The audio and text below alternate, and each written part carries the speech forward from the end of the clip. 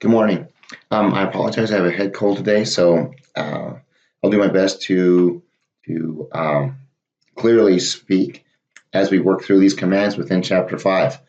There are quite a few small commands, so I'll try to provide examples of each one. Okay, so first we'll talk about this is all about advanced file processing, and we're going to use selection and manipulation and transformation types of commands. So with the selection types of commands, we're using coms and cuts and diffs and greps to select certain kinds of information. With the manipulation and transformation, we won't use awk, but awk is basically a report writing kind of tool. But we'll use change mode and join and paste and sed, specifically sed, which is a data stream editor, and sort and translate within this chapter. Okay, now, with saying that, just remember that these less than and greater than signs, specifically the greater than signs, are used for redirection. And more specifically to this particular chapter, we'll talk a little bit more about the pipes. So a pipe is just the shift backslash and the backslash being above the enter. So what we can do is go ahead, and we've done some commands like this before in the last chapter. Cut -d colon specifies the delimiter. It says the delimiter is a colon. We're going to pull field 4 out of this with the -F4. The file name we're working with is project. This pipe will then add the sort to it. So if we look at this, and I've ran some of these already here.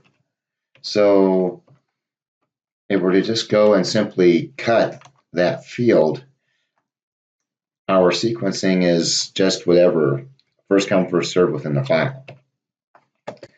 But going ahead and adding the sort to it, the pipe, that's a pipe, and then sort, we'll go ahead and rearrange those in ascending order, in this case, from 1 to 12.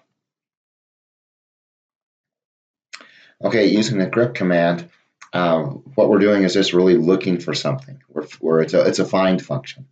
So hold on for a second here, and I'll just double check that we have the files that we want out there. Okay, now with grep, it's a find function. And so what we're doing, and I changed this from just a second ago from Mitchell to Scott. With a lot of the files that we're using, we already have a Mitchell within those. The grep found a lot more than I wanted. So we can keep this to the point.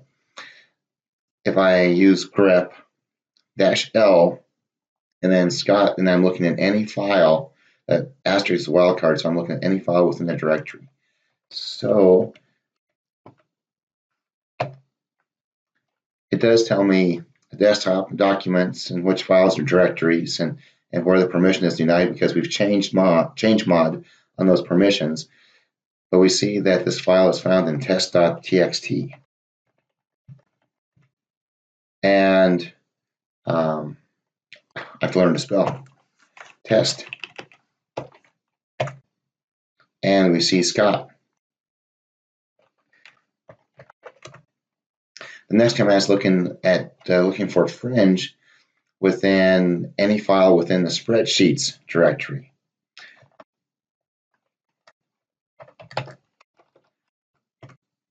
So we'll go up and retrieve that command, which I've ran.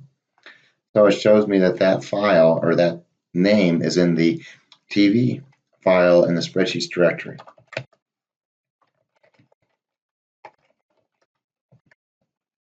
And it's in the TV file.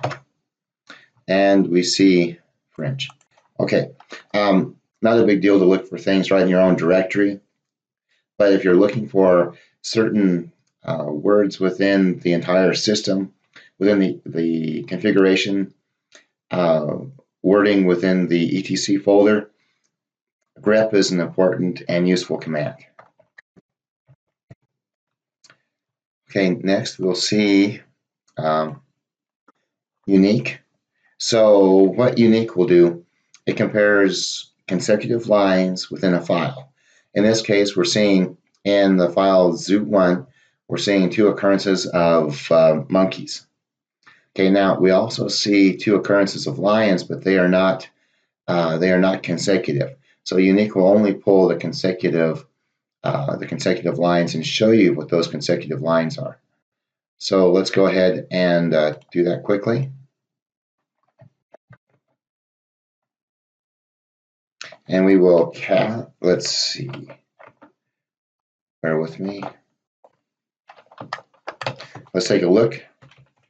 And so we see just the one line. We see 2 consecutive lines of, I pulled that for some reason out of the 2 consecutive lines of monkeys. We do have 2 consecutive lines of lions and elephants. So we'll go ahead and Unique -D and zoo1.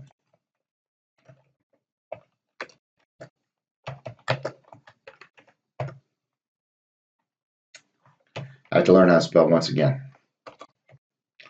And it shows us what those consecutive lines are: lions and elephants. Okay. Next, using the compare command. So hold on here.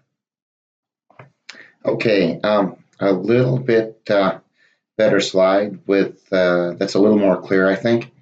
So we want to compare, and the com command compares one file to another, and it'll show us the similarities up to a certain line and then dissimilarities after that.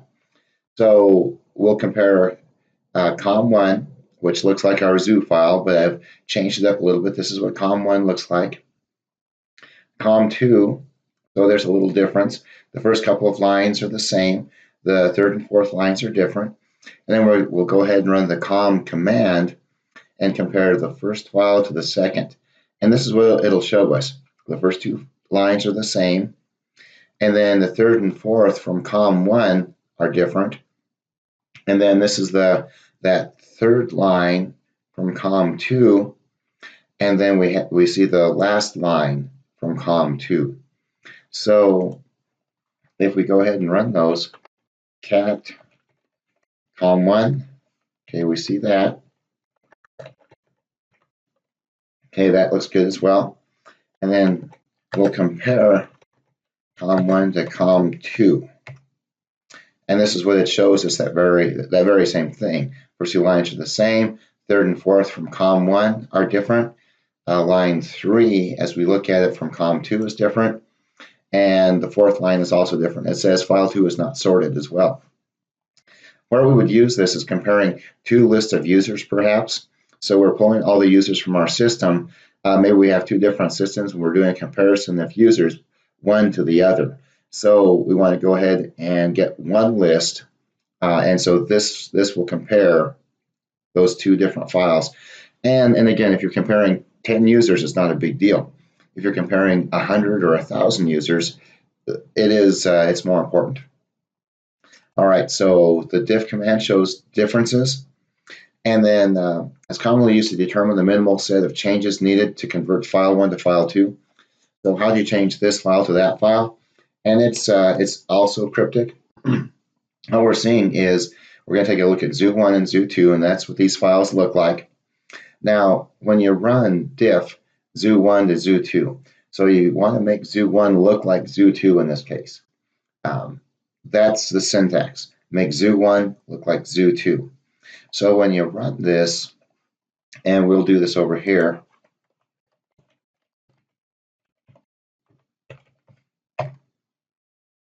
Okay, so it's showing 3D2 and 5D3. So what it's saying is basically we need to, if we take a look at that, we need to delete the third line from zoo1, because we're making zoo1 look like zoo2. Delete the third one to look like zoo2, and then they'll be the same up to and through line 2. Next line is, and it's really confusing, that we delete in zoo1 line 5, and then remember we've already deleted line 3 because this is This is 5D3 is taking 3D2 into account. Delete line 5, and then up through and including line 3 will then be the same. Or you practically use this, that same user command set maybe. I probably wouldn't use it. I'd probably do a compare in Excel or something. But yeah, this is what this command is for. Now, diff zoo2, zoo1, now you're making zoo2 look like zoo1. So in this case, you're going to add a bunch of files or a bunch of lines to zoo2. So 2A3, add the third line of zoo1 after the second line of zoo2, and so on. So far, we've taken a look at unique, grep, com, diff, and taking a look at that pipes. So I'll go ahead and set a second video up for the second part of this.